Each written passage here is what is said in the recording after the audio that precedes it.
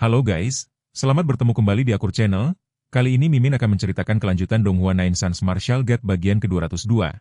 Namun tak bosan-bosannya Mimin ingin mengucapkan maaf yang sebesar-besarnya, dikarenakan untuk video dan alur cerita tidak sama, jadi untuk videonya, hanya sebagai bumbu pemanis saja ya guys. Baiklah, supaya tidak berbasa-basi lebih lama lagi, langsung aja kita terobos ke ceritanya. Pada episode sebelumnya, diceritakan gelombang energi penyembuhan meledak dari lengan raksasa, dimanfaatkan sosok pria berotot yang bermeditasi, sementara Ye Yunfei terus memurnikan pil dan mengelola harta besar hasil penjarahan. Ia menemukan air suci matahari, kunci penting untuk memulihkan ayahnya, lalu memperkuat lengan raksasa hingga pulih sebagian. Di saat banyak kekuatan besar memburu menara Dao Surgawi, pasukan Kekaisaran Bulan Kuno bergerak menuju Xuan Huang, memicu ketegangan besar. Ye Yunfei memilih menyerang lebih dulu, menghancurkan armada musuh dengan teknik api dan pedang yang dahsyat, menewaskan jenderal serta menangkap musuh kuat. Ancaman pun runtuh sebelum mencapai tujuan, menyisakan kemenangan telak dan kejutan bagi pihak yang bersiap menghadapi perang besar. Di tengah hamparan luas jagat raya yang dingin, keheningan menyelimuti barisan pasukan sekutu 5 wilayah. Chu Ji, sang pemimpin yang memikul beban berat di pundaknya, berdiri dengan tatapan yang dipenuhi keraguan yang mendalam. Selama 2 hari terakhir, dia telah memandu pasukannya untuk berjaga di titik tersebut, membiarkan rasa takut dan kegelisahan menggerogoti ketenangan batinnya. Setiap hembusan angin kosmik terasa seperti ancaman, membuatnya terus-menerus waspada, menantikan kedatangan armada mengerikan dari Kekaisaran Bulan Kuno yang bisa muncul kapan saja dari balik kegelapan. Namun, di tengah ketegangan yang mencekik itu, sebuah informasi yang sama sekali tidak terduga menghantam pendengarannya, membuatnya seolah kehilangan pijakan pada realitas. Chu Ji tertegun, seolah-olah kata-kata yang baru saja meluncur dari bibir pembawa pesan itu adalah sebuah fatamorgana suara yang mustahil. Dengan nada yang mencerminkan ketidakpercayaan yang luar biasa, dia bertanya kembali untuk memastikan apa yang sebenarnya dikatakan oleh pria tersebut. Dalam benaknya, dia tidak pernah menyangka akan mendengar hasil akhir yang begitu drastis. Pria di hadapannya pun segera meninggikan suaranya, menegaskan dengan lantang bahwa seluruh pasukan Kekaisaran Bulan Kuno telah dimusnahkan tanpa sisa. Penjelasan itu bergema di seluruh area, membuat setiap orang yang hadir mendengarnya dengan sangat jelas hingga tidak ada lagi ruang untuk meragukan pendengaran mereka sendiri. Meski begitu, Chu Ji masih merasa perlu untuk bertanya sekali lagi, mencari kepastian di tengah badai keajaiban ini.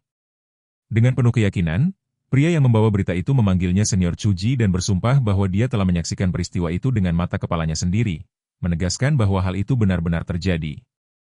Dia menggambarkan bagaimana seluruh kekuatan militer Kekaisaran Bulan Kuno telah musnah sepenuhnya.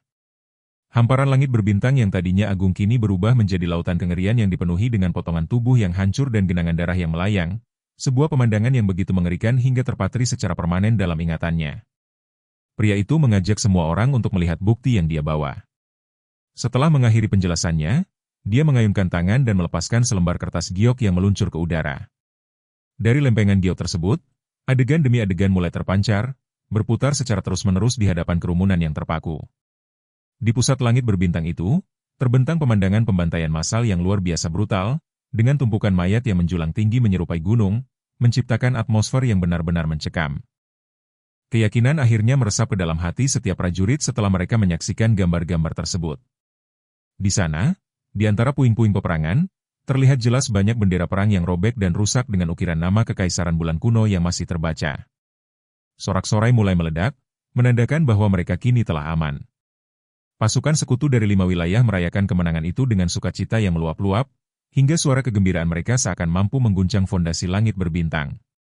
Di tengah hiruk-pikuk perayaan, Chu Ji mendekati pria pembawa pesan itu lagi untuk menanyakan siapa sosok hebat yang telah melakukan perbuatan luar biasa tersebut. Para perwira tinggi koalisi lainnya pun ikut mendekat, menatap pria pengumpul informasi itu dengan pandangan penuh rasa ingin tahu yang mendalam. Dengan bangga, pria itu menyebutkan bahwa sosok tersebut adalah Tuan Muda Ye. Dia menceritakan bahwa saat dia tiba di lokasi peperangan, dia sempat melihat siluet Tuan Muda Ye yang sedang beranjak pergi. Pria itu kemudian mengeluarkan selembar kertas giok lain dan segera mengaktifkannya agar semua orang bisa melihat. Pada layar yang tercipta dari gulungan giok tersebut, tampak sosok Ye Yunfei yang sedang mengeluarkan sebuah pesawat ruang angkasa, memasukinya, dan kemudian menghilang dengan cepat di kejauhan. Kehadiran visual itu memicu gelombang teriakan emosional dari kerumunan. Mereka memuji Tuan Muda Ye sebagai penyelamat wilayah bintang 5 untuk kesekian kalinya, bahkan menjulukinya sebagai malaikat pelindung mereka. Nama Ye Yunfei diteriakkan berulang kali oleh seluruh pasukan aliansi 5 domain dengan raungan yang begitu kuat hingga menggetarkan angkasa. Kabar mengenai Ye Yunfei yang secara sendirian memusnahkan pasukan Kekaisaran Bulan Kuno segera menyebar luas seperti api yang tertiup angin, mencapai setiap sudut di 5 wilayah bintang terdekat. Seluruh makhluk hidup meresponsnya dengan kegembiraan yang tak terbendung, bernyanyi dan menari seolah-olah mereka sedang merayakan hari raya besar. Hal ini terjadi karena tekanan yang diberikan oleh militer Kekaisaran Bulan Kuno selama ini memang terlalu besar bagi penduduk di sana. Namun, di sudut lain alam semesta, tepatnya di Hornet Starfield, berita ini ditanggapi dengan cara yang berbeda. Puluhan pria berjubah putih tampak duduk bersila sambil beristirahat. Salah satu dari mereka menyebut nama Ye Yunfei dengan nada meremehkan, menganggap pemuda yang baru muncul itu hanya sebagai seorang jenius kecil karena mampu mengalahkan pasukan tersebut. Pria jubah putih lainnya yang berusia sedikit lebih tua menimpali dengan skeptis, mempertanyakan apa yang istimewa dari hal itu. Baginya, dunia tidak pernah kekurangan orang jenius, dan hanya mereka yang mampu tumbuh cukup kuat untuk mendominasi wilayah kosmos yang luaslah yang layak mendapatkan perhatian nyata.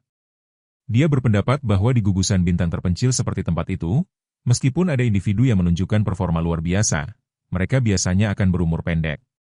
Menurutnya, hanya sekte besar dan klan di pusat alam semesta yang memiliki jenius yang benar-benar hebat. Rekan-rekannya yang lain mengangguk setuju dengan pandangan tersebut. Akhirnya, seorang pria berjubah putih lainnya mengajak mereka untuk kembali memfokuskan energi guna mencari menara dao surgawi, menegaskan bahwa di sistem bintang terpencil ini, tidak ada satupun orang atau benda yang layak untuk mereka lirik lebih jauh. Sementara itu, di ketinggian langit gugusan bintang Tianma, beberapa sosok pria yang memancarkan aura kematian yang sangat pekat sedang berjalan. Salah satu dari mereka, dengan suara yang terdengar kaku, bertanya-tanya tentang kualitas fisik pemuda yang telah mengalahkan pasukan Kekaisaran Bulan Kuno tersebut. Dia berpikir jika kondisi fisik anak itu cukup baik, menangkapnya untuk dijadikan bahan pemurnian mayat bisa menghasilkan mayat hidup dengan kualitas yang lumayan. Pria berbaju hitam lainnya menyetujui rencana untuk menangkap dan memanfaatkan anak itu demi memperkuat barisan zombie mereka selama berada di sistem terpencil ini. Namun, pengingat segera datang dari anggota kelompok lain yang menekankan bahwa misi utama mereka tetaplah menemukan menara dao surgawi. Dia memperingatkan bahwa jika mereka gagal menemukannya, kemarahan Raja Mayat yang tidak terduga dan sangat mengerikan akan menimpa mereka semua. Mendengar hal itu, seluruh pria di sana merasa terkejut dan segera membulatkan tekad untuk mencurahkan seluruh tenaga mereka pada pencarian tersebut, menyadari betapa seriusnya konsekuensi yang harus mereka hadapi jika Raja Mayat murka. Di alam bintang Taiheng, seorang lelaki tua yang memimpin sekelompok orang di hutan pegunungan juga mendengar kabar tersebut. Dia merasa tertarik bahwa di tempat yang terpencil pun masih bisa muncul seorang jenius muda. Dia mempertimbangkan jika bakat bela diri pemuda itu memenuhi syarat, maka merekrutnya ke dalam sekte akan menjadi hal yang sangat menguntungkan. Di sisi lain, di medan bintang Xuan Huang, sebuah pesawat ruang angkasa meluncur di atas permukaan tanah. Di dalamnya, seorang lelaki tua berjubah hitam yang memiliki kekuatan di alam kesengsaraan surgawi bergumam dengan suara berat penuh dendam, yakin bahwa pemuda yang dimaksud adalah sosok yang selama ini dia cari. Dia merencanakan penangkapan dengan kecepatan kilat tanpa memberi kesempatan bagi targetnya untuk waspada, mengingat kegagalan Pang Jian dan Pang Di masa lalu yang menandakan adanya keanehan pada kekuatan pemuda tersebut. Kini, di tengah luasnya langit berbintang yang sunyi, sebuah pesawat ruang angkasa lain sedang melaju dengan tenang. Di dalam kabin, Ye Yunfei memberikan instruksi kepada Hu Miao untuk mengendalikan kemudi dengan target menuju Kekaisaran Bulan Kuno. Setelah Hu Miao menyanggupi dan mengambil alih kendali, Ye Yunfei segera menteleportasi dirinya ke dalam menara pantom untuk melakukan sesuatu yang penting. Sambil memegang sebuah bendera kecil berwarna hitam, Ye Yunfei bergumam tentang kekuatan panji jiwa hitam tersebut. Meskipun proses pembuatannya melibatkan tindakan kejam dengan melahap banyak jiwa, dia mengakui bahwa efektivitasnya sangat luar biasa. Dia teringat bagaimana sebelumnya dia sempat lengah dan jiwanya ditekan oleh benda itu, hingga bantuan dari lengan raksasa muncul tepat waktu. Walaupun dia yakin bisa menanganinya sendiri dengan cara lain, dia tahu hasilnya akan jauh lebih menyakitkan tanpa bantuan tersebut. Dengan senyum tipis, Ye Yunfei menyatakan rasa sukanya pada senjata sihir baru miliknya itu. Dia pun duduk bersila untuk memulai proses penyempurnaan bendera hitam tersebut. Saat melakukannya, informasi mendalam mengenai panji jiwa hitam meresap ke dalam lautan jiwanya, memberitahunya bahwa ini adalah artefak magis berbasis kekuatan jiwa yang dapat terus berkembang asalkan terus mengonsumsi jiwa lawan. Setelah proses penyempurnaan selesai, dia menyimpan bendera itu dan melangkah menuju ratusan pendekar dari Kekaisaran Bulan Kuno yang terkapar tak berdaya di lantai menara. Mereka adalah prajurit tingkat alam kaisar yang sengaja dia biarkan hidup dengan bantuan Hong Bai dan Wu Hua agar bisa dijadikan budak. Dengan tenang, Ye Yunfei mulai menanamkan jejak jiwanya pada masing-masing prajurit tersebut. Di bawah bayang-bayang kematian yang nyata, para prajurit itu tidak memiliki pilihan selain bekerja sama sepenuhnya. Beberapa hari kemudian, 4 hingga 500 budak alam kerajaan itu telah berlutut dengan patuh di hadapannya sambil memanggilnya sebagai pemilik mereka. Ye Yunfei merespons dengan anggukan kecil, memerintahkan mereka untuk beristirahat dan memberikan sejumlah pil penyembuh luka. Setelah itu, dia bergerak menuju sudut lain di Menara Ilusi, menemui seorang pria tua bertubuh pendek dan tampak lemah yang memiliki aura aneh. Ye Yunfei menatapnya dan menduga bahwa pria itu adalah seorang ahli strategi atau penasihat dari kekaisaran. Pria tua itu pun mengakui identitasnya sebagai salah satu dari 2 penyihir kekaisaran bulan kuno yang ahli dalam hal penalaran deduktif. Ye Yunfei sempat merasa kecewa karena penyihir itu hanya berada di alam pembukaan laut, menganggap kemampuannya kurang berguna dibandingkan jika dia berada di level alam kaisar. Saat Ye Yunfei memutuskan untuk mengakhiri hidup penyihir itu dengan sebuah pedang roh yang melesat tajam, sang penyihir yang sudah terkurung dan tak bisa melarikan diri itu berteriak dengan putus asa. Dia memohon agar tidak dibunuh dan menjanjikan sebuah informasi yang sangat menarik. Ye Yunfei yang merasa sedikit terkejut segera menghentikan serangannya dan menuntut agar berita itu segera disampaikan.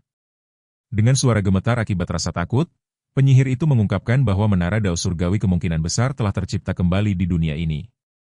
Kedamaian di dalam lautan jiwa Ye Yunfei terasa begitu kontras dengan badai yang mulai mengintai di luar sana. Di dalam relung kesadarannya yang paling dalam, menara Tiandao tersembunyi dengan rapat, terbungkus oleh secuil sisa jiwa Kaisar Surgawi yang agung untuk memastikan auranya tetap tidak terdeteksi oleh radar semesta.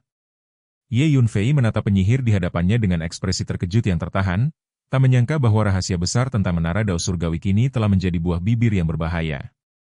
Sang penyihir, dengan napas yang memburu dan sorot mata penuh ketakutan, terus menceritakan bagaimana menara Dao Surgawi telah menampakkan jejaknya di medan bintang Xuan Huang serta wilayah-wilayah sekitarnya.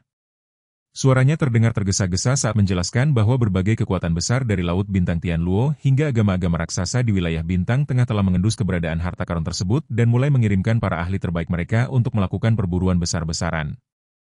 Namun, di hadapan informasi yang menggemparkan itu, Ye Yunfei hanya menyunggingkan senyum tipis yang dingin. Baginya, berita itu tidak membawa kegunaan apapun karena sang menara sudah berada dalam genggamannya. Ujung pedang roh yang dipegangnya bergerak maju dengan perlahan namun pasti, menekan kulit tenggorokan sang penyihir hingga aura dingin yang mematikan mulai menyelimuti atmosfer di tempat itu. Sang penyihir yang merasa ajalnya sudah di depan mata segera berteriak dalam keputusasaan, mencoba membujuk Ye Yunfei dengan tawaran bantuan untuk mendapatkan harta paling berharga di alam semesta tersebut. Sayangnya, Ye Yunfei tidak memberikan ruang untuk negosiasi lebih lanjut. Dengan tatapan sedingin es, ia menegaskan bahwa waktu bagi sang penyihir telah habis. Dalam satu gerakan kilat, pedang roh itu menusuk lurus, memisahkan kepala dari tubuhnya dan mengakhiri nyawa sang penyihir seketika. Pikiran Ye Yunfei mulai berkelana memikirkan konsekuensi dari tersebarnya berita tersebut. Kedatangan para ahli dari berbagai penjuru semesta ke medan bintang Xuan Huang dipastikan akan memicu bencana besar yang tak terelakkan bagi wilayah itu. Ia menyadari sepenuhnya bahwa dirinya harus menemukan cara untuk mengusir mereka semua sebelum kekacauan semakin meluas. 6 hari kemudian, perjalanan mereka membawa mereka mendekati tujuan baru. Hu Miao memberikan laporan bahwa Kekaisaran Bulan Kuno sudah berada tepat di depan mata. Ye Yunfei melangkah keluar dari menara hantu, berdiri tegak di atas geladak pesawat ruang angkasa sambil menatap hamparan bintang yang berkilauan dengan kemakmuran di hadapan mereka. Gugusan bintang bulan kuno membentang luas, dengan bintang bulan kuno sebagai jantung kekuasaan sekaligus markas besar kekaisaran yang megah. Lengan raksasa yang selalu mendampinginya muncul di sisi Ye Yunfei, mempertanyakan langkah selanjutnya yang akan mereka ambil. Fokus utama mereka saat ini adalah mengumpulkan sumber daya dalam jumlah besar. Namun Ye Yunfei juga sangat berhati-hati agar tidak memancing perhatian musuh-musuh lama sang lengan raksasa. Ia memutuskan bahwa mereka tidak boleh terlalu banyak terlibat dalam pertempuran terbuka yang bisa membocorkan aura kekuatan mereka. Rencana pun disusun dengan matang. Mereka akan mencari lokasi perbendaharaan istana kekaisaran, menyelinap masuk secara diam-diam, dan menjarah isinya tanpa suara. Lengan raksasa menyetujui strategi tersebut dengan penuh semangat. Dengan tawa kecil, Ye Yunfei segera menyimpan pesawat ruang angkasanya dan mengandalkan teknik pergerakan tingkat tinggi untuk membelah ruang menuju bintang bulan kuno. Sesampainya di sana, pemandangan kota kekaisaran yang luar biasa luas menyambut mereka, tampak seperti binatang purba raksasa yang sedang berjongkok menguasai daratan. Di tengah hiruk-pikuk jalanan yang ramai, Ye Yunfei memfokuskan pandangannya pada bagian terdalam kota, yakni istana kekaisaran yang dijaga ketat oleh ratusan prajurit di alam kaisar serta berbagai lapisan formasi susunan yang memancarkan kekuatan megah naga dan phoenix. Tanpa gentar, Ye Yunfei mencari sudut terpencil untuk menyusup. Formasi pertahanan yang dianggap tak tertembus oleh orang awam itu ternyata tidak mampu menghalangi langkahnya yang lihai. Setelah berhasil masuk, ia melakukan interogasi singkat kepada beberapa kasim dan menteri yang ditangkapnya secara diam-diam. Dari seorang kasim tua, ia mendapatkan informasi kunci bahwa harta karun utama disimpan di bawah istana Deokjung, sebuah tempat yang dijaga oleh 6 ahli alam kesengsaraan surgawi dan belasan formasi perlindungan tingkat tinggi. Ye Yunfei tiba-tiba muncul di depan pintu masuk istana Deokjeon seperti hantu. Begitu ia melangkah masuk, formasi besar di dalam ruangan tersebut langsung bereaksi, melepaskan gelombang energi yang dahsyat untuk menghancurkannya. Namun, Ye Yunfei hanya berteriak pelan dengan nada meremehkan, menganggap formasi itu terlalu sederhana untuk menghentikannya. Dengan langkah-langkah yang tepat mengenai setiap titik kunci susunan mantra, ia menembus pertahanan tersebut dalam waktu kurang dari 1 detik. Kehadirannya langsung memicu kemarahan 6 lelaki tua penjaga yang merupakan ahli alam kesengsaraan surgawi. Energi mereka meletus hebat seperti gunung berapi. Namun sebelum mereka sempat melancarkan serangan, Ye Yunfei meminta lengan raksasa untuk mengambil tindakan. Dalam sekejap, sebuah tangan besar muncul dari kehampaan, mencengkeram ke-6 ahli tersebut hingga mereka tak berdaya dan kesulitan bernapas. Setelah jalur dibersihkan, Ye Yunfei menemukan sebuah pintu masuk terowongan gelap yang tersembunyi di balik sebuah susunan mantra.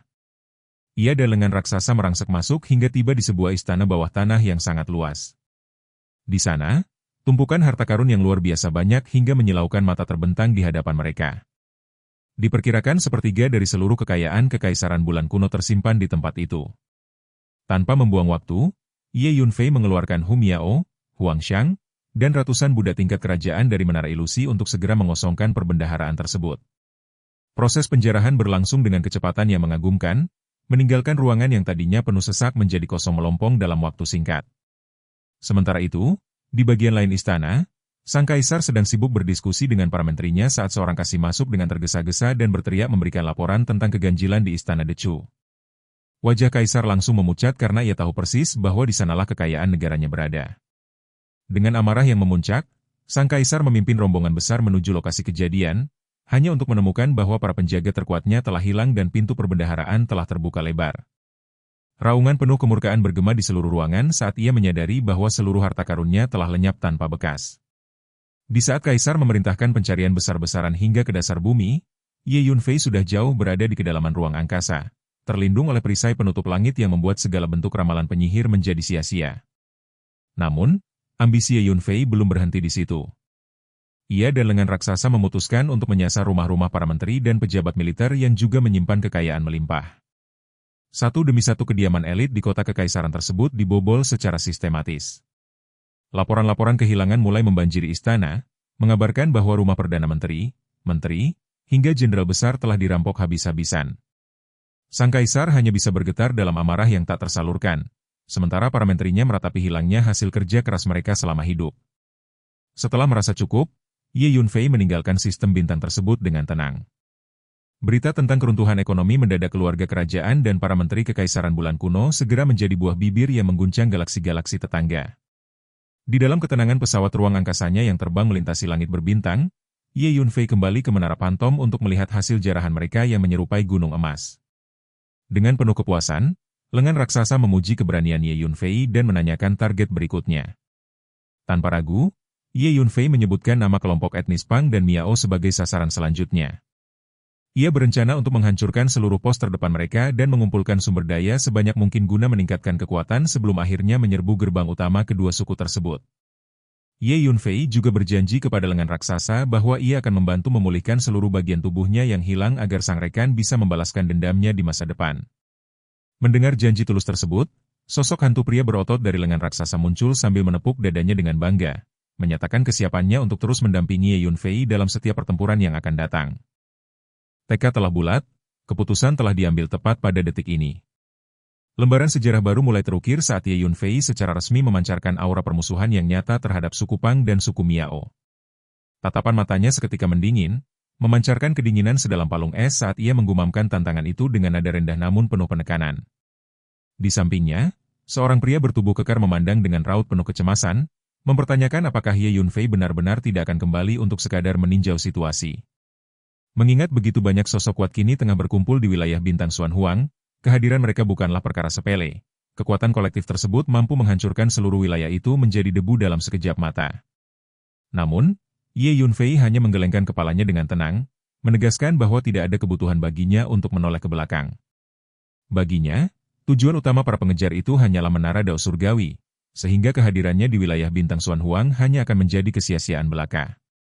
Di balik ketenangannya, sebenarnya Ye Yunfei telah menyusun rencana yang matang dan mustahil baginya untuk membiarkan wilayah asalnya hancur begitu saja.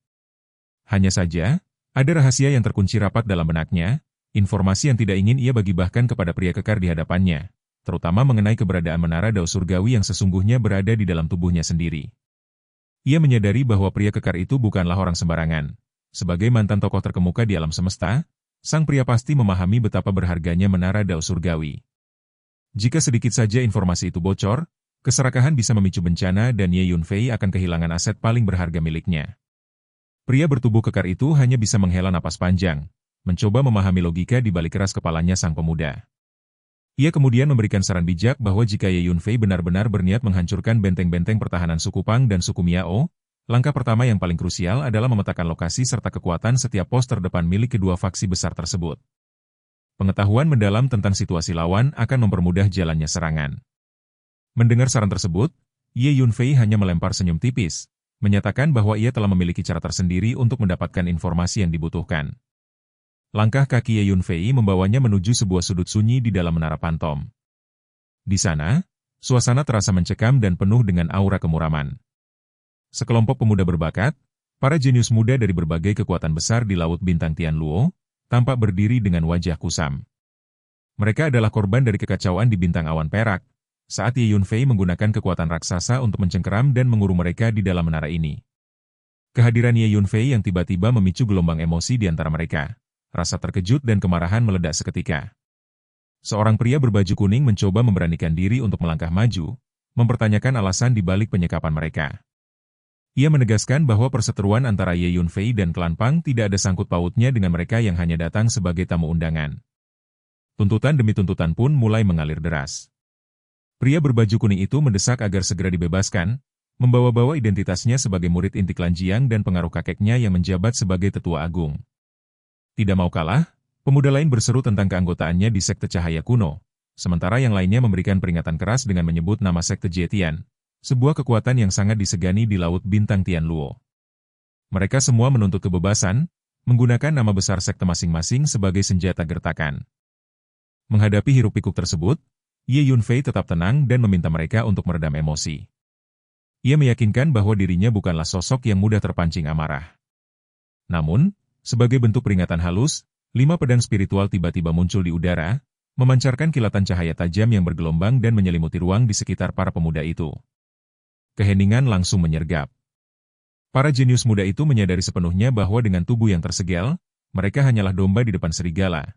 Ye Yunfei bisa menghabisi nyawa mereka hanya dengan satu gerakan tangan. Ye Yunfei kemudian menjelaskan dengan nada yang hampir terdengar seperti gurauan bahwa jika mereka ingin menyalahkan seseorang, salahkanlah klan Pang yang telah menjerumuskan mereka ke dalam situasi sulit ini. Rasa ingin tahu bercampur takut menyelimuti para tawanan saat salah satu dari mereka memberanikan diri bertanya tentang rencana sebenarnya Ye Yunfei terhadap mereka. Dengan nada santai namun tegas, Ye Yunfei berjanji tidak akan menyakiti mereka selama mereka bersedia bekerja sama dengan patuh. Ia bahkan menjanjikan kebebasan di masa depan. Namun, ia juga memberikan peringatan dingin bahwa jika ada yang mencoba membangkang, ia tidak akan ragu untuk bertindak kasar. Baginya, nyawa para jenius ini tidak lebih berharga dari anggota klan Pang yang telah ia bantai sebelumnya. Setelah suasana terkendali, Ye Yunfei mengungkapkan tujuannya. Ia membutuhkan informasi detail mengenai seluruh benteng cabang suku Pang dan suku Miao di Laut Bintang Tianluo. Permintaan ini membuat para pemuda itu saling pandang dengan ekspresi bingung. Salah satu dari mereka bertanya dengan ragu mengenai alasan Ye Yunfei mencari informasi sensitif tersebut. Namun Ye Yunfei menolak untuk memberikan penjelasan lebih lanjut. Sebagai gantinya, ia menawarkan imbalan yang sangat menggiurkan. Barang siapa yang bersedia memberikan informasi tersebut bukan hanya akan dibebaskan, tetapi juga akan dibantu untuk menembus alam kultivasi yang lebih tinggi. Tawaran ini seketika memicu keraguan sekaligus harapan. Bagi seorang praktisi, Menerobos tingkat kultivasi adalah tantangan yang luar biasa sulit, dan biasanya hanya bisa dibantu oleh para ahli legendaris. Di tengah keraguan itu, seorang pemuda bertubuh tegap dengan kulit gelap melangkah maju. Ia bertanya dengan nada serius apakah janji pembebasan itu benar-benar akan ditepati jika ia memberikan peta kekuatan suku Pang dan suku Miao. Ye Yunfei mengangguk pasti, namun tetap memberikan peringatan agar tidak ada dusta di antara mereka karena konsekuensi dari sebuah kebohongan akan sangat mengerikan. Sebenarnya, Ye Yunfei memang tidak memiliki dendam pribadi terhadap para pemuda ini dan merasa tidak ada ruginya melepaskan mereka nanti. Pemuda berkulit gelap itu kemudian memperkenalkan dirinya sebagai Yang Xiaohu, cucu dari Yang Tianhu, salah satu dari 7 bandit besar yang sangat tersohor di Laut Bintang Tianluo.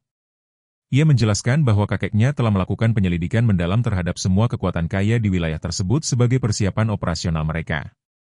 Identitas Yang Xiaohu langsung memicu bisikan-bisikan sinis di antara para jenius lainnya. Mereka memandang rendah dirinya sebagai pencuri kecil yang mungkin menyelinap masuk ke pertemuan para jenius hanya untuk mencari mangsa. Namun, Yang Xiaohu bukanlah sosok yang mudah diintimidasi. Ia membalas ejekan itu dengan ancaman akan melaporkan mereka kepada kakeknya agar rumah mereka menjadi target perampokan berikutnya, yang seketika membungkam semua suara sumbang. Reputasi 7 perampok besar memang bukan isapan jempol semata. Bahkan seorang tetua agung dari sekte Jetian pun pernah dibuat tidak berdaya setelah harta bendanya ludes dicuri oleh kelompok tersebut. Melihat potensi dalam diri Yang Xiaohu, Ye Yunfei menyetujui kesepakatan tersebut. Dengan gerakan tangkas, ia membawa Yang Xiaohu ke bagian lain di menara ilusi. Yang Xiaohu kemudian meminta selembar batu giok kosong dan waktu untuk memulihkan kekuatan jiwanya agar dapat mengukir informasi tersebut dengan akurat. Ye Yunfei mengabulkan permintaan itu dengan memberikan lempengan giok dan melepaskan segel pada tubuh pemuda itu dengan satu ketukan di udara. Seketika, gelombang energi spiritual meledak dari tubuh Yang Xiaohu, menunjukkan kekuatannya yang berada di tahap akhir alam jembatan bintang. Meski segelnya telah dibuka, Ye Yunfei tetap memperingatkan dengan senyum penuh arti bahwa melarikan diri darinya adalah hal yang mustahil. Yang Xiaohu segera duduk bersila dan mengerahkan seluruh kekuatan jiwanya untuk memindahkan pengetahuannya ke dalam batu giok. Tak butuh waktu lama baginya untuk menyelesaikan tugas tersebut. Sambil menyerahkan gulungan giok yang telah terisi penuh kepada Ye Yunfei, matanya berkilat penuh semangat. Ia kemudian bertanya dengan nada penuh harap apakah Ye Yunfei berencana untuk merampok pos-pos terdepan tersebut dan apakah ia diperbolehkan untuk ikut serta dalam aksi tersebut. Ye Yunfei merasa terkejut dengan keberanian pemuda itu untuk menyerang suku sebesar Pang dan Miao. Namun, bagi Yang Xiaohu, ini adalah kesempatan emas. Ia merasa selama ini selalu dianggap tidak berguna oleh kakeknya dan ingin membuktikan kemampuannya melalui sebuah perampokan besar yang legendaris. Dengan mata memohon, ia mendesak Ye Yunfei untuk membawanya dalam petualangan berbahaya yang akan segera dimulai tersebut, berharap bahwa kolaborasi ini akan menjadi awal dari pembuktian dirinya di Laut Bintang Tianluo yang luas dan penuh gejolak. Ye Yunfei terdiam dalam suasana yang terasa menegang, seolah pikiran dan tekadnya bertaut dalam satu titik yang tak tergoyahkan. Keyakinan yang menguat dalam dirinya memancar tanpa ragu, memperlihatkan dorongan untuk membuktikan bahwa dirinya tidak akan lagi diremehkan, terutama oleh sosok yang selama ini meragukannya. Di sisi lain, Yang Xiaohu menunjukkan keberanian yang menyala, seakan seluruh tindakannya telah menjadi bukti bahwa ia melihat sesuatu yang besar dalam diri Ye Yunfei. Keberanian itu bukan sekadar kekaguman, melainkan keyakinan bahwa mengikuti Ye Yunfei adalah pilihan yang tidak akan salah. Tekad Yang Xiaohu semakin menguat ketika ia memutuskan untuk tetap berada di sisi Ye Yunfei.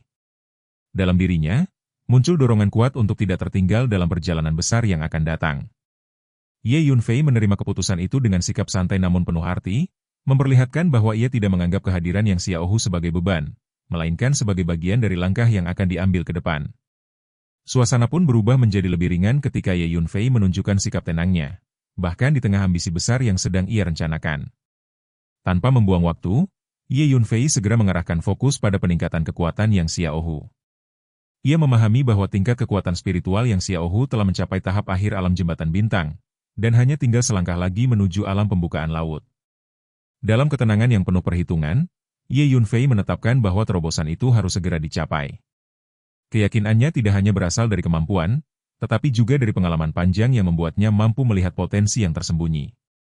Yang Xiaohu merasakan gelombang keterkejutan yang bercampur harapan. Dalam dirinya muncul perasaan tidak percaya, namun juga kegembiraan yang sulit dibendung. Ia segera menenangkan dirinya dan mengikuti arahan dengan duduk bersila, mengalirkan energi internal, dan menata kekuatan spiritualnya dengan penuh konsentrasi. Waktu berjalan perlahan, namun setiap detik terasa syarat dengan tekanan dan harapan yang membesar. Ketika setengah hari berlalu, Ye Yunfei kembali muncul dengan sikap tenang. Ia membawa 3 pil yang mengandung energi kuat, lalu menyerahkannya kepada Yang Xiaohu. Tanpa ragu, Yang Xiaohu menelan pil tersebut dan segera memusatkan seluruh kesadarannya pada proses terobosan. Dalam keheningan yang penuh tekanan, energi dalam tubuhnya mulai bergerak dengan liar, membentuk gelombang kekuatan yang semakin membesar. 3 jam kemudian, ledakan energi spiritual yang dahsyat meletus dari tubuh Yang Xiaohu. Gelombang itu menyebar luas, menandai keberhasilannya menembus batas. Ia kini telah mencapai tahap awal alam pembukaan laut. Perasaan bahagia dan takjub memenuhi dirinya, seolah dunia di hadapannya terbuka lebih luas dari sebelumnya. Dalam kegembiraan yang meluap, ia merasakan perubahan besar dalam kekuatannya, dan keyakinannya terhadap Ye Yunfei semakin mengakar. Ye Yunfei tetap tenang, seakan keberhasilan itu sudah berada dalam perhitungannya sejak awal. Ia kemudian memberikan beberapa pil tambahan untuk mempercepat penguatan kekuatan spiritual Yang Xiaohu, sekaligus menegaskan bahwa waktu untuk bertindak sudah semakin dekat. Dalam pikirannya, rencana besar telah tersusun rapi, dengan tujuan untuk menghancurkan seluruh pos terdepan klan Pang dan Miao tanpa menyisakan siapapun. Kata-kata itu mengguncang hati Yang Xiaohu, menimbulkan keterkejutan sekaligus semangat yang membara. Ia merasakan bahwa langkah yang akan diambil bukanlah hal biasa, melainkan sesuatu yang akan mengguncang seluruh laut bintang Tianluo. Ketakutan yang sempat muncul segera digantikan oleh antusiasme, seolah ia telah menemukan makna dalam perjalanan ini. Sementara itu, Ye Yunfei menunjukkan sikap santai, bahkan sedikit tertawa dalam dirinya sendiri, menyadari betapa besarnya perubahan yang terjadi di sekelilingnya. Ia kemudian mengarahkan Hu Miao untuk mengendalikan pesawat ruang angkasa menuju benteng terdekat milik klan Pang atau Miao. Perjalanan pun dimulai, membawa mereka menuju konflik yang lebih besar. Di dalam menara ilusi, Ye Yunfei menemukan tempat terpencil dan mulai memusatkan pikirannya pada menara Dao Surgawi yang tersembunyi dalam lautan jiwanya. Menara emas 9 lantai itu memancarkan aura misterius yang dalam, menyimpan rahasia besar yang belum terungkap. Ia memahami bahwa untuk membuka rahasia tersebut, 18 lapisan segel harus dihancurkan. Kekuatan jiwa Ye Yunfei mulai bergerak, mencoba menembus segel pertama. Namun, setiap usaha yang dilakukan berakhir dengan pantulan energi yang lebih kuat, memaksanya mundur. Ia menyadari bahwa memaksakan diri bukanlah pilihan, dan memilih untuk mempelajari struktur segel tersebut secara perlahan. Dengan pengalaman luas dalam seni bela diri, ia mulai memahami prinsip di balik segel tersebut, meskipun usaha untuk menghancurkannya masih belum berhasil. Kesadaran pun muncul bahwa peningkatan kekuatan jiwa menjadi kunci untuk membuka segel tersebut. Dengan pemikiran itu, Ye Yunfei mengalihkan fokusnya pada peningkatan kekuatan pasukannya. Ia mengeluarkan kuali alkimia dan mulai memurnikan pil dalam jumlah besar. Setelah pertempuran sebelumnya, ia telah memperoleh ratusan budak dengan kekuatan tinggi, dan kini saatnya meningkatkan kekuatan mereka. Dalam waktu singkat, ratusan pil berhasil dibuat dan diberikan kepada para budak. Hasilnya sangat signifikan, dengan banyak dari mereka berhasil menembus batas kekuatan. 120 diantaranya bahkan mencapai alam jembatan bintang, memperkuat kekuatan Ye Yunfei secara drastis. Ketika persiapan selesai, Hu Miao memberikan informasi bahwa mereka telah mendekati salah satu pos terdepan klan Pang. Ye Yunfei segera muncul di dalam pesawat ruang angkasa, memeriksa informasi yang tersedia, dan mengidentifikasi lokasi sebagai lapangan bintang Loumu. Ia memahami bahwa tempat itu dijaga oleh ahli kuat, namun hal itu tidak menggoyahkan tekadnya. Dengan satu perintah, lebih dari 700 orang berkumpul, terdiri dari berbagai tingkat kekuatan. Aura mereka menyatu, menciptakan tekanan besar yang memenuhi ruang. Yang Xiaohu terkejut melihat kekuatan besar yang kini berada di bawah kendali Ye Yunfei, dan rasa percaya dirinya semakin meningkat. Dalam suasana yang dipenuhi semangat, Ye Yunfei mengarahkan pesawat ruang angkasa menuju tujuan. Di dalam dirinya, tidak ada keraguan, hanya keyakinan bahwa langkah ini akan menjadi awal dari sesuatu yang lebih besar. Yang Xiaohu pun dipenuhi semangat, membayangkan dirinya menjadi bagian dari peristiwa besar yang akan mengguncang dunia. Ye Yunfei hanya tersenyum, menyadari bahwa apa yang akan mereka lakukan bukan sekadar pertempuran biasa, melainkan sesuatu yang akan menciptakan gelombang besar di seluruh laut bintang Tianluo. Ye Yunfei dengan tenang mengulurkan tangannya dan mengeluarkan lebih dari selusin harta sihir purba, lalu menyerahkannya kepada Hong Bai, Wu Hua, serta lebih dari selusin orang terkuat lainnya, menciptakan suasana yang syarat dengan aura kekuatan kuno yang berat dan mendalam. Dalam aliran pemikiran yang jelas, tersirat pemahaman bahwa semakin kuat seseorang, maka semakin dahsyat pula senjata sihir aslinya, sebuah hukum tak tertulis yang kini terwujud nyata di hadapan semua orang. Yang Xiaohu pun turut menerima sebuah tongkat emas, dan di dalam hatinya muncul gelombang keterkejutan yang besar saat ia menyadari bahwa benda itu adalah senjata sihir purba, sebuah kenyataan yang membuat napasnya terasa berat karena takjub. Keadaan menjadi semakin menegangkan ketika kesadaran bahwa lebih dari selusin harta sihir purba digunakan sekaligus memenuhi pikirannya, memperlihatkan betapa luar biasanya kekuatan dan sumber daya yang dimiliki Ye Yunfei. Tanpa membuang waktu, perintah untuk mempercepat dan melakukan pemurnian segera dijalankan, dan mereka yang menerima senjata tersebut langsung tenggelam dalam proses menyatu dengan kekuatan baru itu.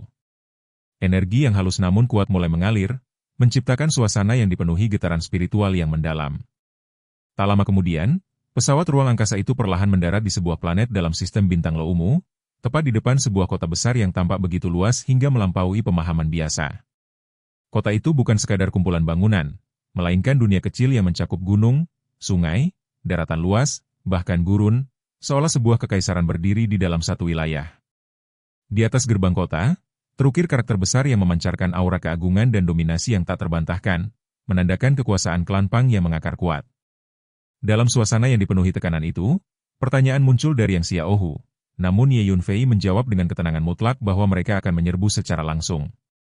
Keputusan itu terasa sederhana, namun mengandung keberanian yang luar biasa. Tanpa ragu, Ye Yunfei memimpin langkah keluar dari pesawat ruang angkasa, diikuti oleh Hong Bai, Wu Hua, Yang Xiaohu, dan lebih dari 700 orang lainnya yang berbaris dengan aura menekan di kedua sisinya. Para penjaga di gerbang kota terkejut melihat kedatangan pasukan besar yang memancarkan ancaman, dan suasana seketika berubah menjadi tegang. Namun sebelum mereka sempat bereaksi lebih jauh, perintah untuk bergerak telah diberikan. Yang Xiaohu maju ke depan dengan semangat membara, tongkat emas di tangannya berayun dengan kekuatan luar biasa, menciptakan ledakan demi ledakan yang menghancurkan pertahanan awal tanpa ampun. Para penjaga terlempar dan menghilang, sementara gerbang kota runtuh di bawah hantaman kekuatan yang tak tertahankan. Dalam sekejap, Yang Xiaohu menerobos masuk ke dalam kota dengan kecepatan yang menyerupai kilat, membawa gelombang energi yang mengguncang seluruh wilayah. Aura kekuatannya sebagai praktisi alam pembukaan laut berpadu dengan kekuatan senjata purba, menciptakan tekanan yang membuat seluruh kota gemetar.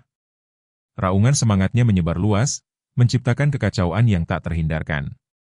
Ye Yunfei hanya tersenyum tipis, menyadari sifat alami Yang Xiaohu yang seolah mewarisi jiwa seorang perampok legendaris.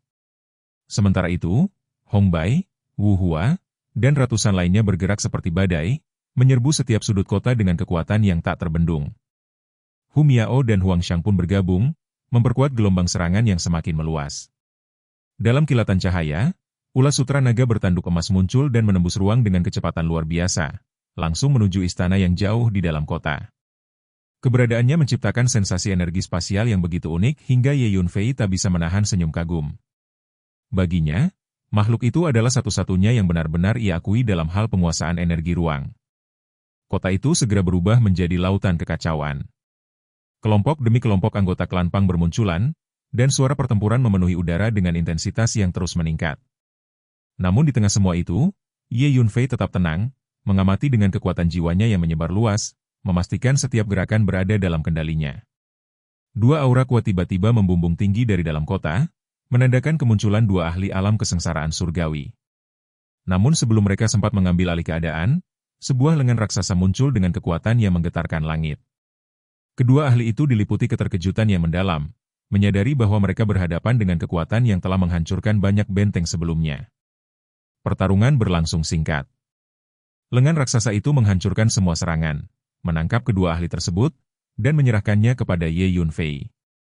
Tanpa ragu, Ye Yunfei mengakhiri hidup mereka dan mengambil esensi garis keturunan mereka, melanjutkan langkahnya dengan tenang di tengah kota yang mulai mereda. Dengan kendali penuh, semua target penting ditangkap atau dieliminasi. Dalam waktu 1 jam, kota kembali sunyi, namun kali ini di bawah kekuasaan baru. Semua orang berkumpul kembali dengan wajah penuh kepuasan, sementara hasil rampasan yang melimpah dikumpulkan. Perjalanan kemudian berlanjut, dengan pesawat ruang angkasa melesat menembus langit berbintang. Di dalamnya, Ye Yunfei mengamati hasil yang diperoleh dengan rasa puas, lalu segera mengarahkan langkah berikutnya. Persiapan terus dilakukan, pil dimurnikan, kekuatan ditingkatkan, dan pasukan diperkuat. Hari demi hari berlalu, hingga akhirnya lebih dari 25 benteng dari klan Pang dan Miao dihancurkan dalam satu rangkaian serangan. Kabar ini mengguncang seluruh laut bintang Tianluo, memicu gelombang diskusi dan ketakutan di mana-mana. Di sisi lain, kemarahan klan Pang dan Miao mencapai puncaknya. Pang Xishan, pemimpin klan Pang, diliputi amarah yang mendalam saat mendengar laporan tentang lengan misterius yang terus muncul di setiap kehancuran. Ia segera memerintahkan pencarian besar-besaran, menawarkan hadiah besar bagi siapapun yang dapat memberikan petunjuk. Ye Yunfei mengeluarkan lebih dari selusin harta sihir purba dengan gerakan tenang namun penuh wibawa, lalu menyerahkannya kepada Hong Bai, Wu Hua, dan lebih dari selusin orang terkuat lainnya, menghadirkan suasana yang dipenuhi tekanan energi yang halus namun menggetarkan, karena semakin kuat seseorang, semakin dahsyat pula senjata sihir asli yang mereka miliki, dan hal itu langsung terasa di udara sekitar. Yang Xiaohu juga menerima tongkat emas, dan dalam dirinya muncul gelombang keterkejutan yang sulit disembunyikan, sebab ia menyadari bahwa benda yang ia pegang adalah senjata sihir purba yang sangat langka. Sementara kenyataan bahwa Ye Yunfei dapat mengeluarkan lebih dari selusin harta seperti itu membuat pikirannya terguncang oleh rasa kagum dan tak percaya yang mendalam. Perintah untuk mempercepat dan memurnikan segera disampaikan, dan selusin lebih orang yang memperoleh senjata sihir asli itu langsung tenggelam dalam proses pemurnian dengan ekspresi serius, menciptakan suasana yang dipenuhi fokus dan energi spiritual yang berdenyut halus. Tidak lama kemudian, pesawat ruang angkasa itu mendarat di sebuah planet di sistem bintang Loumu, tepat di depan sebuah kota besar yang luasnya melampaui batas imajinasi, di mana bangunan, jalan, gunung, sungai, dan bahkan gurun menyatu menjadi satu kesatuan yang terasa seperti sebuah kekaisaran raksasa. Di atas gerbang kota, karakter besar bertuliskan Pang terpahat dengan aura keagungan yang menekan, menciptakan kesan dominasi yang kuat. Dalam suasana itu, muncul pertanyaan dari Yang Xiaohu yang dipenuhi rasa penasaran dan semangat, sementara Ye Yunfei dengan sikap sederhana namun tegas memilih untuk langsung menyerbu, berdasarkan informasi bahwa hanya 2 ahli alam kesengsaraan surgawi yang menjaga tempat itu.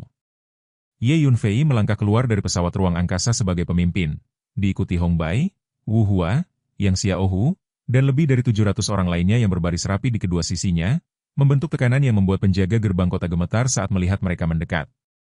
Ketika suara penolakan dan pertanyaan muncul dari para penjaga, suasana langsung berubah tajam saat perintah menyerang dilontarkan, dan Yang Xiaohu maju dengan penuh semangat, mengayunkan tongkat emasnya dengan kekuatan brutal yang langsung menghancurkan barisan penjaga tanpa sisa. Ledakan demi ledakan mengguncang udara ketika gerbang kota dihancurkan, dan Yang Xiaohu menerobos masuk dengan aura yang membara, diikuti oleh teriakan yang menggema seperti badai, menyebarkan ketakutan ke seluruh penjuru kota.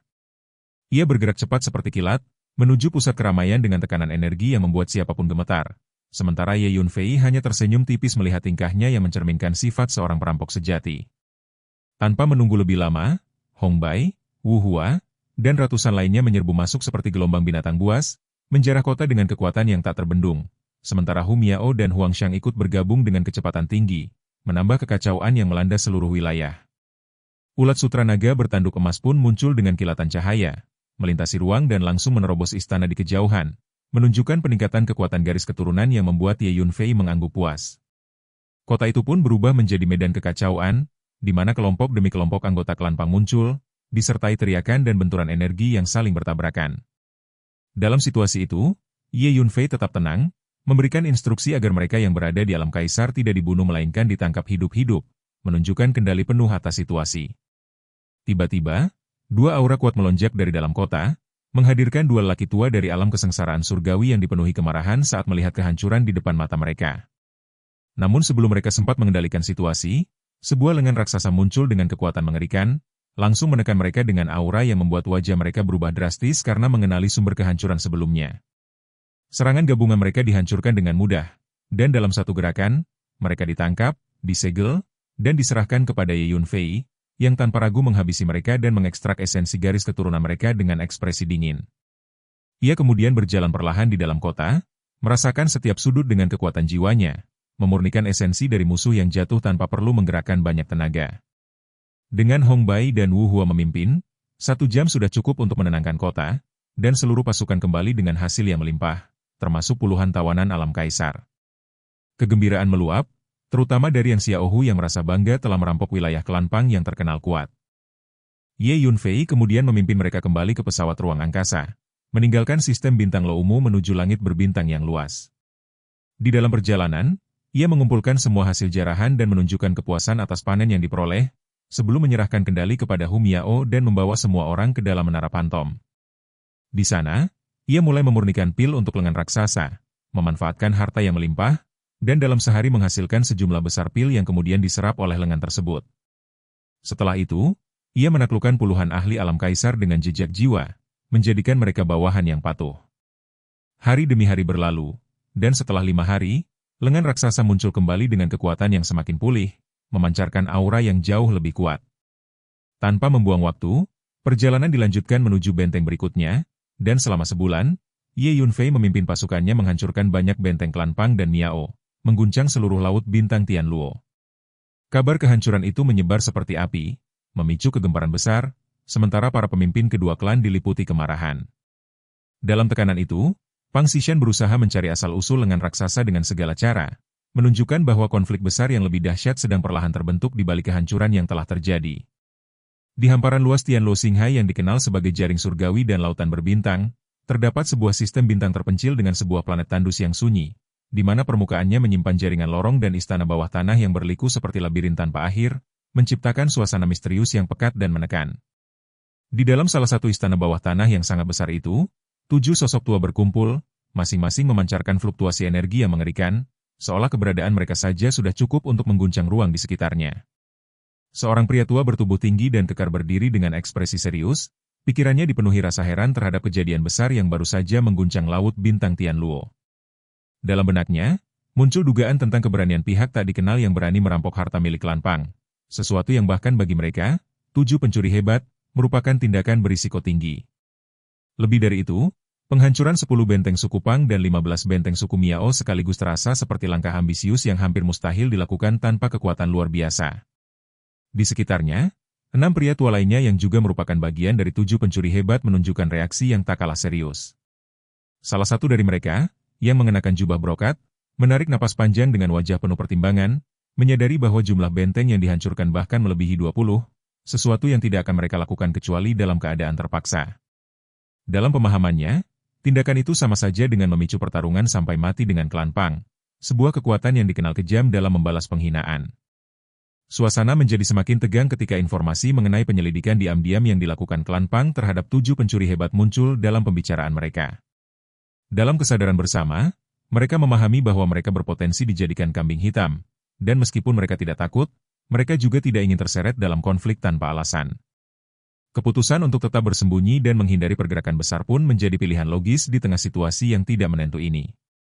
Di saat ketegangan itu memuncak, seorang pria bertubuh kekar berlari masuk ke dalam istana bawah tanah dengan membawa selembar giok, menyampaikan pesan dari seseorang yang disebut sebagai Tuan Muda Harimau. Giok itu segera menarik perhatian pria tua jangkung yang ternyata adalah Yang Tianhu, salah satu dari 7 bandit paling terkenal di Laut Bintang Tianluo. Dengan sikap yang awalnya santai disertai sedikit kemarahan bercampur tawa, ia mengambil giok tersebut dan mulai memeriksanya menggunakan kekuatan jiwanya. Namun, dalam sekejap, ekspresinya berubah drastis. Tubuhnya membeku, matanya melebar penuh ketidakpercayaan, dan kata-kata yang tak teratur keluar dari bibirnya, mencerminkan keterkejutan yang mendalam. Keenam bandit lainnya langsung menyadari ada sesuatu yang tidak beres, dan kekhawatiran pun muncul, terutama terkait kemungkinan bahaya yang menimpa Yang Xiaohu. Kenyataan yang terungkap justru lebih mengejutkan dari dugaan mereka. Yang Xiaohu bukanlah korban, melainkan pelaku dalam peristiwa besar yang mengguncang Laut Bintang Tianluo. Melalui giok tersebut, adegan demi adegan pertempuran muncul, memperlihatkan sosok Yang Xiaohu yang gagah, memegang gada emas besar, memimpin serangan di garis depan dengan aura yang menggetarkan. Energi pertempuran yang terpancar dari bayangan itu membuat seluruh ruangan terasa bergetar. Dalam adegan tersebut, semangat Yang Xiaohu terlihat begitu membara, seolah ia sedang menjalani sesuatu yang akan mengubah nasibnya. Ia tampak dipenuhi rasa bangga dan keyakinan bahwa tindakannya akan menciptakan sensasi besar di seluruh Laut Bintang Tianluo, bahkan mungkin tercatat dalam sejarah. Ketujuh bandit itu hanya bisa menatap dengan penuh ketidakpercayaan, seakan sulit menerima bahwa penghancuran benteng-benteng besar itu melibatkan cucu mereka sendiri. Di balik keterkejutan itu, muncul pula kebingungan tentang sosok yang disebut sebagai kakak oleh Yang Xiaohu, karena selama ini tidak pernah ada pembicaraan mengenai hubungan seperti itu. Yang Tianhu hanya bisa menggelengkan kepala dengan wajah serius, menyadari bahwa situasi ini berpotensi membawa bencana besar. Dalam pikirannya, bayangan pertarungan sampai mati dengan klan Pang mulai terbentuk, membuatnya menghela napas panjang dengan alis yang berkerut. Keenam bandit lainnya pun saling bertukar pandang, tidak yakin langkah apa yang harus diambil dalam situasi yang semakin rumit ini. Di sisi lain, Di markas besar suku Miao, suasana tidak kalah tegang. Di dalam ruang dewan, para petinggi berkumpul dengan wajah serius. Laporan mengenai kehancuran 15 pos terdepan suku Miao disampaikan dengan nada berat, memicu amarah yang ditekan oleh sosok Miao Hanlin, kepala suku yang duduk di atas tahta dengan aura wibawa yang kuat. Meskipun berusaha tetap tenang, pertanyaan tentang petunjuk pelaku muncul dengan tekanan yang jelas terasa. Namun, jawaban yang diterima hanya menegaskan bahwa pelaku kemungkinan sama dengan yang menghancurkan Benteng Pang, menunjukkan bahwa kedua suku besar itu kini menghadapi musuh yang sama. Dalam pikirannya, Miao Hanlin mencoba menyusun kemungkinan, menyadari bahwa hanya sosok luar biasa yang berani memprovokasi dua kekuatan besar sekaligus. Informasi tentang kemunculan sebuah lengan raksasa yang kuat dan kelompok pengikutnya semakin memperjelas bahwa ini bukan ancaman biasa. Keputusan pun diambil untuk memperkuat pertahanan di seluruh pos terdepan, sekaligus mengirim ahli dari markas untuk menyelidiki dan bersiap melakukan balasan besar. Tekad untuk menunjukkan bahwa suku Miao tidak dapat ditindas terasa kuat dalam setiap kata yang terucap, menciptakan suasana yang dipenuhi niat balas dendam. Di tengah pembahasan itu, muncul pula persoalan lain terkait hubungan dengan klan Pang, yang ternyata tidak berjalan mulus. Tekanan dari pihak Pang mengenai seorang anak haram menjadi topik yang menambah ketegangan, terutama karena hal itu berkaitan dengan potensi perdamaian antara kedua suku. Pembicaraan kemudian beralih pada kondisi meridian ilahi burung merah dalam tubuh anak tersebut, yang telah dipelihara selama hampir 10 tahun. Dengan waktu yang hampir matang, keputusan untuk menunggu 1 bulan lagi sebelum melakukan transplantasi diambil, demi memaksimalkan hasil yang diharapkan. Sementara itu, di tempat lain di hamparan langit berbintang, sebuah pesawat ruang angkasa melaju perlahan. Di dalamnya, Ye Yunfei terus memurnikan pil tanpa henti, memanfaatkan hasil jarahan dari berbagai benteng yang telah dihancurkan. Energi yang dihasilkan dari pil-pil tersebut mengalir ke lengan raksasa, mempercepat pemulihan kekuatannya hingga mencapai 80%. Dengan ketenangan khasnya, Ye Yunfei mengamati aura lengan raksasa itu, menilai bahwa kekuatan tersebut kini sudah cukup untuk menghadapi lawan di tahap akhir alam domain. Sosok hantu berotot yang muncul dari lengan itu menunjukkan keyakinan yang sama, memperlihatkan semangat yang bangkit kembali seiring pulihnya kekuatan. Rencana pun mulai disusun, dengan tujuan memancing kekuatan utama suku Miao keluar sebelum menyerang markas mereka.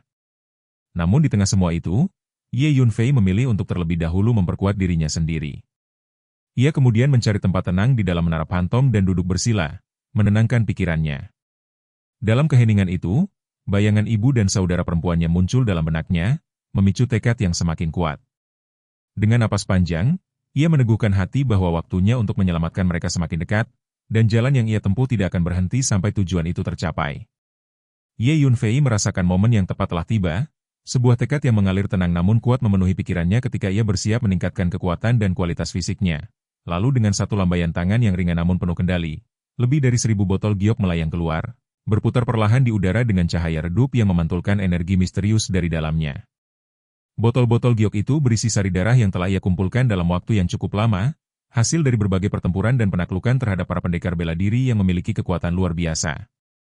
Sari darah itu bukan sembarang esensi, melainkan berasal dari para ahli dengan kekuatan di atas alam jembatan bintang, termasuk mereka yang berada di alam pembukaan laut dan bahkan alam kesengsaraan surgawi, menjadikannya kumpulan energi yang sangat padat dan mengerikan baik dari segi jumlah maupun kualitas.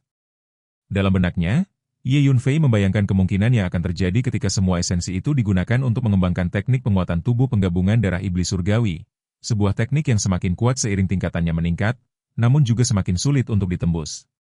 Harapan yang tersimpan dalam dirinya bukanlah sesuatu yang kecil, karena ia menyadari bahwa dengan jumlah esensi darah sebanyak ini, ia mungkin mampu menembus beberapa tingkat sekaligus dalam satu sesi kultivasi. Selain itu, ia telah mengembangkan teknik tubuh Jiamu Qingdi hingga mencapai tingkat kesempurnaan setengah langkah, membuat kekuatan fisiknya saat ini setara dengan seekor naga, sebuah kondisi yang sudah luar biasa, namun masih memiliki ruang untuk berkembang lebih jauh. Dengan tekad yang mantap, ia mulai mempersiapkan proses penempaan tubuh. Sebuah kuali besi besar muncul, berdiri kokoh di hadapannya, dan dengan gerakan halus, botol-botol giok itu melayang di atasnya, menuangkan sari darah ke dalam kuali hingga membentuk cairan merah pekat yang memancarkan aura menekan. Tidak berhenti di situ, ia juga menambahkan berbagai pil, ramuan, dan bahan langka yang memiliki kemampuan untuk memperkuat tubuh, menciptakan campuran yang kaya akan energi. Pada tahap berikutnya, ia memanggil api bumi, nyala api merah terang yang melesat dari ujung jarinya dan jatuh ke dalam kuali, memicu reaksi yang dahsyat. Teknik penguatan tubuh penggabungan darah iblis surgawi memungkinkan penggunaan api aneh untuk meningkatkan hasil, Dan karena Ye Yunfei telah menguasai api bumi, ia mampu mengendalikan suhu dengan sempurna tanpa risiko bahaya. Begitu api itu menyentuh cairan, gemuruh keras terdengar dari dalam kuali, cahaya merah darah melonjak tinggi seperti neraka yang menyala, menciptakan pemandangan yang mengerikan sekaligus memikat. Tanpa ragu, Ye Yunfei melompat masuk ke dalam kuali dan memulai proses penempaan tubuh, sebuah proses yang menyiksa karena melibatkan penghancuran dan pembentukan ulang daging secara berulang. Rasa sakit yang luar biasa membuat tubuhnya bergetar, dan teriakan tak tertahan keluar dari dalam kuali, menggambarkan penderitaan yang harus ia lalui demi kekuatan yang lebih besar. Waktu berlalu tanpa disadari, dan setelah 5 hari, hasil pertama mulai terlihat ketika ia berhasil mencapai tingkat ke-8 dari teknik tersebut, meskipun efek obat masih belum sepenuhnya habis. Ia terus melanjutkan tanpa henti, dan 10 hari kemudian, tingkat ke-9 berhasil ditembus, diikuti 10 hari berikutnya ketika ia akhirnya mencapai tingkat ke-10, sebuah pencapaian luar biasa dalam satu sesi kultivasi. Ketika efek obat mulai habis, ia perlahan keluar dari kuali, tubuhnya memancarkan kekuatan yang jauh melampaui sebelumnya. Dengan mengepalkan tinju, ia merasakan kekuatan fisik yang mengalir deras dalam dirinya, menyadari bahwa kini kekuatannya telah mencapai level 5 naga. Ia kemudian menguji kekuatan tersebut dengan mengaktifkan kemampuan supranaturalnya, membuat tubuhnya membesar hingga lebih dari 70 kaki, menjelma menjadi raksasa yang memancarkan tekanan mengerikan. Dalam kondisi itu, ia menilai bahwa dengan kombinasi kekuatan fisik dan teknik bertarungnya, ia kini mampu menghadapi lawan di alam pembukaan laut, bahkan mungkin mengalahkan mereka hanya dengan kekuatan fisik semata berkat kesempurnaan hampir penuh dari tubuh kayu Kaisar Azur. Ia juga memahami bahwa teknik penguatan tubuh semakin sulit dikembangkan pada tingkat tinggi, namun hasilnya akan sangat mencengangkan jika berhasil. Setelah menyelesaikan bagian ini, ia beralih untuk meningkatkan kekuatan jiwanya. Tubuhnya kembali ke ukuran normal, dan ia mulai mengonsumsi pil khusus yang telah ia siapkan sebelumnya, yang mengandung energi jiwa dalam jumlah besar. Setiap pil yang dimurnikan meningkatkan kekuatan jiwanya secara bertahap, dan ia juga mengingat kembali teknik keabadian 18 jiwa, lalu mulai mempraktikannya bersamaan dengan proses tersebut. Waktu berlalu dengan cepat, dan setelah 1 bulan, seluruh pil telah habis dikonsumsi, menghasilkan peningkatan signifikan dalam kekuatan jiwanya. Ia kemudian memutuskan untuk melangkah lebih jauh dengan meningkatkan tingkat kekuatan spiritualnya, menyadari bahwa dengan kondisi fisiknya yang telah diperkuat, fondasinya tetap stabil. Proses terobosan dimulai, dan setelah sekitar 3 bulan, ia berhasil mencapai tahap awal alam jembatan bintang. Tidak berhenti di situ, 3 bulan berikutnya membawanya ke tahap pertengahan, memperkuat seluruh teknik spiritualnya secara signifikan. Dengan berdiri tegak, ia merasakan energi yang bergejolak dalam tubuhnya, dan keyakinan yang kuat muncul bahwa ia kini siap untuk menyelamatkan ibu dan saudara perempuannya. Pikiran itu terus menguat dalam dirinya, menjadi tujuan utama yang mendorong setiap langkahnya. Ia kemudian mengarahkan perjalanan menuju benteng berikutnya milik suku Miao. Setelah 2 hari perjalanan, mereka tiba di gugusan bintang Istana Bulan, di mana sebuah kota besar berdiri sebagai benteng pertahanan. Namun, pertahanan di tempat itu sangat ketat karena kehancuran sebelumnya. Tanah mulai bergetar hebat ketika sosok raksasa setinggi lebih dari 70 kaki mendekat, setiap langkahnya meninggalkan jejak dalam yang mengguncang bumi. Para penjaga di gerbang kota hanya bisa menatap dengan ketakutan, tubuh mereka gemetar tanpa mampu bergerak. Raksasa itu tiba di depan kota, lalu dengan satu gerakan menghancurkan tembok gerbang hingga runtuh, sebelum masuk ke dalam kota dan menginjak-injak segala sesuatu di jalannya. Bangunan hancur, prajurit berubah menjadi daging cincang, dan kekacauan menyebar dengan cepat. Penduduk Miao yang awalnya terkejut akhirnya menguatkan diri dan menyerang. Namun seorang ahli tingkat menengah dari alam pembukaan laut yang maju lebih dulu justru menghadapi kehancuran. Serangan tombaknya yang memenuhi langit dengan bayangan tajam tidak mampu menghentikan raksasa itu, yang hanya membutuhkan 2 pukulan untuk menghancurkannya sepenuhnya, mengakhiri hidupnya dalam sekejap. Dan, adegan ini pun mengakhiri pertemuan kita kali ini. Terima kasih kepada semua yang telah menyimak dari awal sampai akhir video ini. Dan juga Mimin ingin mengucapkan terima kasih yang sebesar-besarnya kepada semua yang sudah subscribe Akur Channel. Semoga semuanya dimudahkan rezekinya, dan dilancarkan segala urusannya, juga disehatkan selalu setiap saat, dan terhindar dari segala penyakit. Amin.